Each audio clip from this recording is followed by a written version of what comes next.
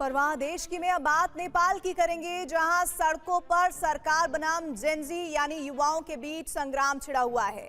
नेपाल की सड़कों पर युवा सरकार के खिलाफ हल्ला बोल रहे हैं। हर तरफ सरकार के भ्रष्टाचार के खिलाफ आवाज बुलंद है। वजह है नेपाल में 26 सोशल मीडिया ऐप्स पर लगा बैन। नेपाल की केपी शर्मा ओली सरकार ने देश में 26 सोशल मीडिया ऐप्स, जिसमें फेसबुक, इंस्टाग्राम से लेकर यूट्यूब और व्हाट्सएप शामिल है, पर बैन लगा दिया है। जिसके बाद बैन से गुस्साए 18 से 30 साल के युवाओं ने सरकार के खिलाफ हल्ला बोल दिया है। प्रदर्शनकारियों की बेकाबू भीड़ ने संसद पर कब्जे की कोशिश की। कई जगह गोलियां चली, कर्फ्यू लगाना पड़ा, फिर भी जेनजी के क्रोध को दबाया नहीं जा सका। अब नेपाल के गृह मंत्री ने इस्तीफा दे दिया है। प्रदर्शनकारी प्रधानमंत्री से इस्तीफे की मांग कर रहे हैं। लेकिन सबसे बड़ी बात यह है कि जिन ऐप्स में बैन लगा वो अमेरिका के थे। वहीं चीनी ऐप्स पर कोई पाबंदी नहीं लगाई गई है, जिसके बाद सवाल उठ रहे हैं कि क्या नेपाल में चीन बनाम अमेरिका के वर्चस्व की लड़ाई चल रही है।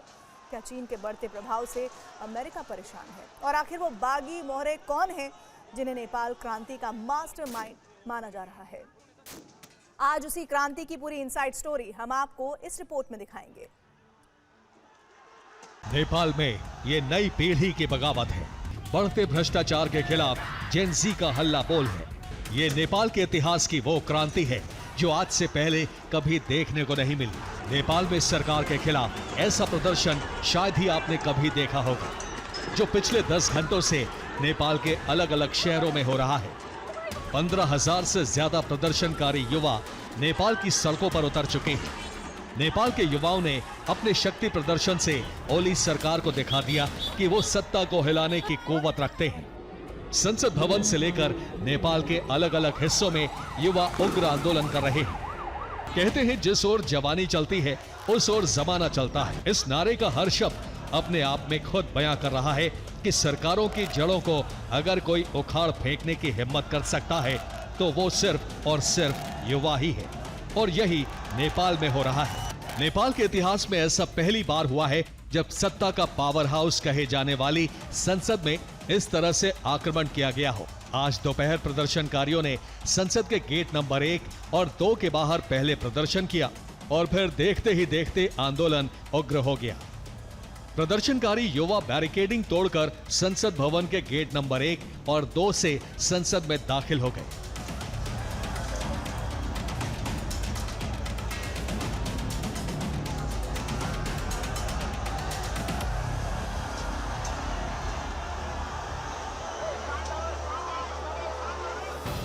हालात ये हो गए कि नेपाल में संसद भवन, राष्ट्रपति आवास, उपराष्ट्रपति आवास, पीएम आवास के पास कर्फ्यू लगाना पड़ा।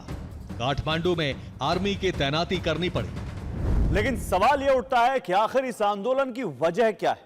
आखिर ऐसा क्या हुआ कि देश की 43% आबादी सड़कों पर उतर आई और सरकार के खिलाफ मोर्चा खोल दिया।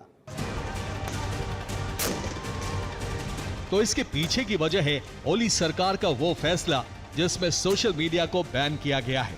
कई सोशल मीडिया ऐप्स पर प्रतिबंध लगाया गया है। सरकार ने नियमों का हवाला देकर अचानक 26 सोशल मीडिया प्लेटफॉर्म पर बैन लगा दिया, जिनमें यूट्यूब, फेसबुक और ट्विटर भी शामिल हैं। लेकिन छात्रों और युवा वर्ग का आरोप है कि यह फैसला उनकी अभिव्यक्ति की स्वतंत्रता पर सीधा हमला है। युवाओं का कहना है कि सरकार अपने भ्रष्टाचार को छिपाने के लिए उनकी आवाज को दबाने की कोशिश कर रही है। उधर ओली सरकार का कहना है कि इन कंपनियों ने नेपाल सरकार के साथ रजिस्ट्रेशन की प्रक्रिया पूरी नहीं की, इसलिए ये कार्रवाई करनी पड़ी। नेपाल सरकार का कहना है कि नेपाल में कई सोशल मीडिया कंपनियों का रजिस्ट्रेशन नहीं किया। सरकार ने इन कंपनियों को 7 दिन का नोटिस दिया था और कंपनियों को मंत्रालय में रजिस्ट्री कराने को कहा था, लेकिन तय समय में कंपनियों ने कोई कार्रवाई नहीं की। जिसके बाद सरकार ने टेलीकम्युनिकेशन अथॉरिटी को आदेश दिया और 26 सोशल मीडिया प्लेटफॉर्म को बंद कर दिया।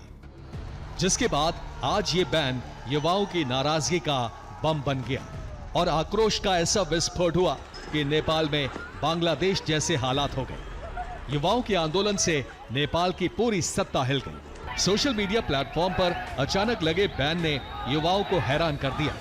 आज के जमाने में जब लोगों के हाथों से 1 सेकंड भी फोन नहीं छूट पाता, वहां बिना सोशल मीडिया के जिंदगी की कल्पना करना भी मुश्किल है। दरअसल जेन ज़ी यानी युवाओं का तर्क है कि सोशल मीडिया से उनकी जिंदगी प्रभावित होगी। सोशल मीडिया से होने वाली कमाई खत्म हो जाएगी। कई लोगों के रोजगार पर असर पड़ेगा जो सोशल मीडिया की मदद से पैसे कमाते थे। साथ ही साथ उनका तर्क है कि इससे बच्चों की पढ़ाई पर असर पड़ेगा। साथ ही विदेशों में रहने वालों से बात करना महंगा हो जाएगा। इसीलिए जब अचानक सोशल मीडिया प्लेटफॉर्म पर बैन लगा तो युवाओं का आक्रोश फूट पड़ा।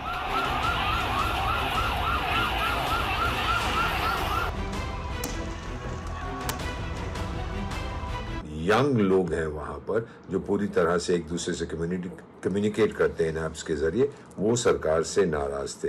और इससे पहले कि ये मूवमेंट बहुत पॉपुलर हो जाए, anti KP Sharma Oli movement, तो उन्होंने सोचा कि ये प्रतिबंध लगाने से कुछ फायदा होगा। ये उन्होंने सीखा है चाइना से, क्योंकि चाइना ने सारे जो इंटरनेशनल सोशल मीडिया ऐप्स हैं उनको बैन कर दिया और अपने बनाए हैं। तो ये उनको लगता है कि इससे कुछ होगा। लेकिन नेपाल चाइना नहीं है और नेपाल के लोग डेमोक्रेसी पसंद करते हैं। चाइना के लोगों ने तो अपनी आज़ादी बेच दी है कम्युनिस्ट पार्टी को, लेकिन नेपाल के लोग ऐसा नहीं करेंगे, खास तौर से यूथ।